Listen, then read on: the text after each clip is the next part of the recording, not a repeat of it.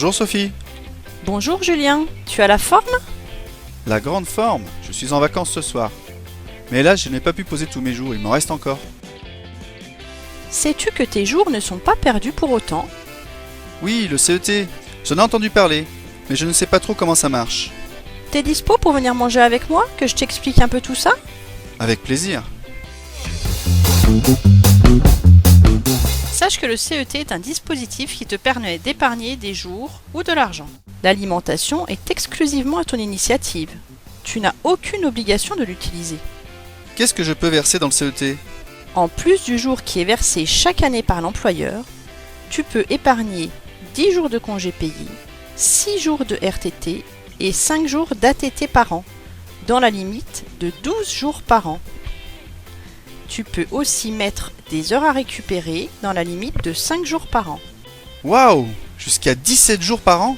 Oui, et quand tu auras plus de 50 ans, tu pourras épargner 4 jours de RTT supplémentaires dans la limite de 20 jours par an, soit un maximum de 25 jours par an avec les heures à récupérer.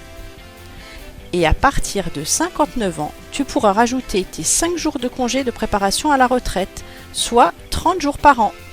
Ah, ça fait quand même beaucoup de jours épargnables. Mais je t'avoue que je préfère profiter de mes jours au maximum. Tu m'as aussi parlé d'alimenter le CET en argent. Tu peux m'en dire plus? Oui, tu as raison.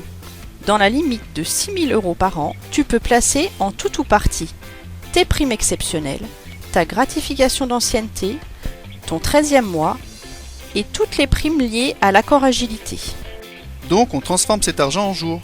Mais qu'est-ce que j'en fais ensuite? Tu peux les utiliser pour financer un congé ou partir plus tôt à la retraite. Et pendant ce temps-là, tu bénéficies de tous les droits comme si tu étais au travail. Tu peux aussi t'en servir pour alimenter les dispositifs d'épargne salariale avec un avantage fiscal quand tu transfères vers le PERCO. Et en cas de coup dur, tu peux l'utiliser comme complément de rémunération dans la limite de 10 jours par an. Tu te dis que ça peut me permettre de partir plus tôt à la retraite? Donc je peux épargner autant de jours et d'argent que je veux et partir jeune?